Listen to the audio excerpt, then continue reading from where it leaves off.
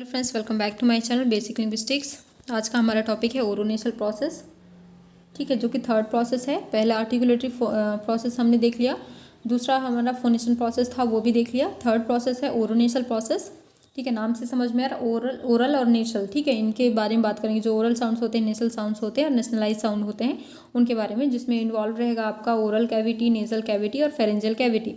तो चलिए स्टार्ट करते हैं वीडियो। तो फर्स्ट ऑफ ऑल हमें जानना है ओरोनेशल प्रोसेस होता क्या है। जैसे नाम से ही हमने बता दिया कि ओरोनेशल मतलब ओरल और नेशल की बात हो रही होगी, नेजल साउंड्स की। So speech sounds are produced when the moving air is somehow obstructed within the vocal cord.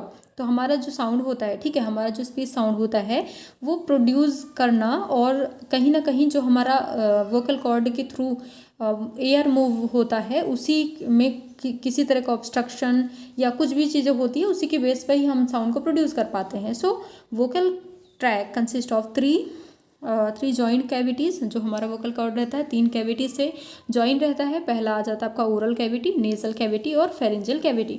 So what happens to air in these cavities is called oronasal process. तो ये तीनों cavity में air का क्या काम रहता है, वो आपका ओरोनेशल प्रोसेस में दिखाई देगा। So the third process in the production of speech is known as oronasal process. पहला आपका आर्टिकुलेटरी प्रोसेस था, दूसरा आपका फोनेशन प्रोसेस था, तीसरा आपका प्रोसेस है oronasal process. The main articulator involve in the speech production are the oral tract, the nasal tract and the upper portion of the pharynx, the nasopharyngeal part. तो ये सारी चीज़ें इसमें आर्टिकुलेटर का काम करते हैं। So these very in shapes and sizes among individuals. तो इनमें जो शेप्स हैं, इनकी साइज़ है, वो इंडिविजुअली इसमें वर्क करते हैं, हेल्प करते हैं, giving rise to variation in the resonant quality of the sound produced by individual. किसी भी इंडिविजुअल में जो साउंड को प्रोड्यूस करने की जो रिजोनेंट क्वालिटी होती है, यही तीनों चीज़ें जो इसके आर्टिकुलेटर हैं, यही हेल्प करते हैं। सो यहाँ पे देखेंगे हम ये तीनों साउंड्स के बारे में देखेंगे। So the 3 main type of sounds that are produced by the oronasal process, that are oral sound. क्या क्या हो सकते हैं आपके? ओरल साउंड हो सकते हैं, या नेजल कॉन्सोनेंट्स हो सकते हैं, या नेजल वॉवेल हो सकते हैं। सो द वीलम प्लेज, यहाँ पे वीलम जो होते हैं, विलार, ठीक है, विलार साउंड जो प्रोड्यूस करते हैं, velum plays and crucial role by being elastic. It can move up and down. तो जो हमारा वीलम होता है, ठीक है, वीलम जो होते हैं आपको पता है, वीलम जो सॉफ्ट पैलेट और हार्ड पैलेट है, सॉफ्ट पैलेट है। तो जो सॉफ्ट पैलेट वाला जो पार्ट होता है, उसको हम वीलम बोलते हैं। तो उसका क्या रोल होता है कि वो अप्स एंड डाउन कर सकता है, इलास्टिक होता है। तो क्या होता है, as the air passes from the larynx, ठीक है, जब हमारे लैरिंग्स से एयर पास होती है and reaches the upper part of the pharynx, there are 2 options available in the speaker. यहाँ पे 2 ऑप्शन आपके पास मिलते हैं। एक तो होता है, one it is to be raise और लो वर द वीलम। एक तो आप वीलम को रेज कर सकते हो या लो कर सकते हो to the block 1 of the 2 tracts. हमारा ट्रैक जो है वोकल ट्रैक, ठीक है, तो उसमें आप एक तो या लोअर कर सकते हो या रेज कर सकते हो। So when the velum is raised, जब वीलम हमारा रेज होता है, जो उठा हुआ रहता है, to block the nasal cavity and the air passes out only through the oral track. तो जब हमारा वीलम रेज रहता है और जो हमारा नेजल कैविटी होता है वो ब्लॉक हो जाता है। जब हमारा वीलम रेज होगा तो हमारा नेजल कैविटी ब्लॉक हो जाएगा, और जो एयर होगी वो पूरी तरह से हमारे ओरल ट्रैक से बाहर होती हुई आएगी। सो द साउंड दस प्रोड्यूस्ड एज ओरल साउंड। ठीक है, याद रखना, पोजीशन याद रखना। वीलम जब रेज होता है तो नेजल कैविटी हमारा ब्लॉक हो जाता है, और साउंड जो भी एयर होता है वो पास होता है ओरल से, मतलब ओरल कैविटी से या ओरल ट्रैक्ट से पास होता है।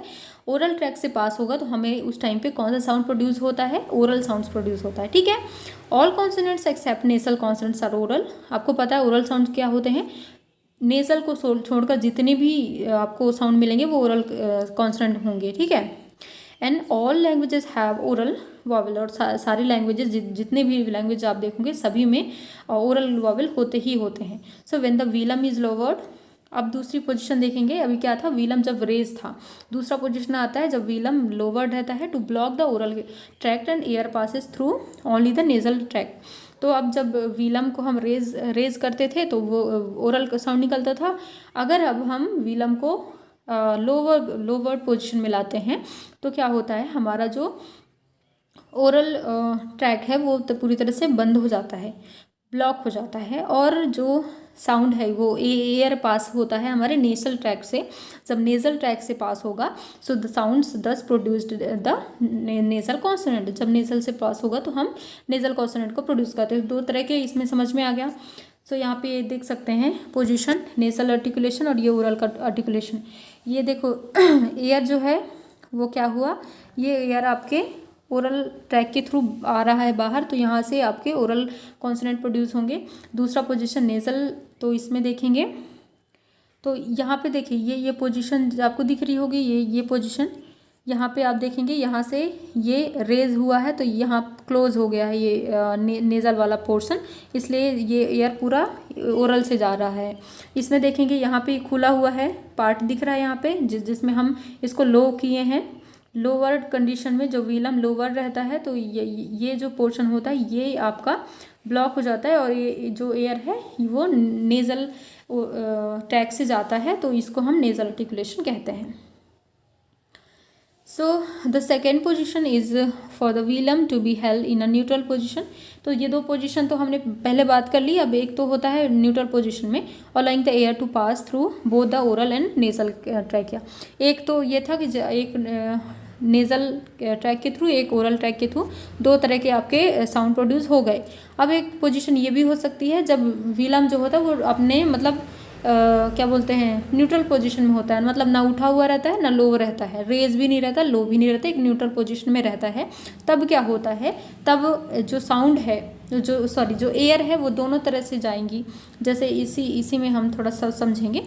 तो ये था दो पोजीशन, ठीक है। एक पोजीशन ये हो जाएगा जो ये हमारा वीलम है वो यहाँ से टच नहीं हो, मतलब ये न्यूट्रल पोजीशन में रहे कुछ ऐसा, तो जो साउंड जो एयर है वो यहाँ से भी जा सकता है थोड़ा बहुत, और थोड़ा सा ऊपर ये नेज़ल ट्रैक से भी जाए, तो कुछ इस तरह पोजीशन बनती है। और उस टाइम पे जो हमारा एयर है दोनों में ही थोड़ा थोड़ा डिस्ट्रीब्यूट रहता है। So during the production of certain sounds the soft palate is lowered with the nasal passage open and oral passage not block. तो दोनों का कहने का मतलब ये है कि नेजल पास भी थोड़ा सा ओपन रहता है और ओरल पास भी ब्लॉक नहीं रहता, मतलब थोड़ा थोड़ा दोनों ओपन रहते हैं, और जो हमारा एयर है वो दोनों तरीके से जा सकता है। सो नेजल वॉवल्स, तो इनको हम नेशनलाइज्ड वॉवल कहते हैं। अगर दोनों तरह से जो हम ओरल भी ट्रैक और नेसल ट्रैक दोनों थोड़ा थोड़ा खुला हुआ रहता है, दोनों से ही साउंड प्रोड्यूस हो जाता है, उसको हम बोलते हैं नेशनलाइज्ड साउंड। ठीक है, तीन तरह के आपको समझ में आ गया, ओरल साउंड, नेजल साउंड और नेशनलाइज्ड साउंड। अब बात करते हैं nasal vowel. As has been noted before as are symbolise with the tilde as a superscript example, like आ साउंड देखेंगे, आ जिसमें आ भी है, आ जिसको हम ओरल बोलते हैं, और ये नेज़ल साउंड, दोनों मिलाकर जो बनता है आपके ये वाला साउंड। ठीक है, जिसमें हम हिंदी के जो साउंड है जैसे आँख बोलने में है ना, दोनों आ रहे हैं ना, इसको हम नेशनलाइज में काउंट कर सकते हैं। और पंजाबी में भी, बंगाली में भी बहुत सारे ऐसे आपको साउंड मिल जाएंगे जो कुछ इस तरह से प्रोड्यूस किए जाते हैं। आँख हो गया, चांद हो गया, माँ हो गया। ठीक है, तो ये वर्ड्स हैं जिसमें हम दोनों पाते हैं, ओरल भी नेज़ल भी, दोनों को मिला दो तो आपका बनता है nationalise sound. So nationalized vowel do not contrast but are found in a context of neighboring nasal consonant। तो ये कॉन्ट्रास्ट नहीं करते एक दूसरे को, लेकिन नेबरिंग जो नेसल साउंड्स होते हैं उसका इफेक्ट भी पड़ता है कभी कभी।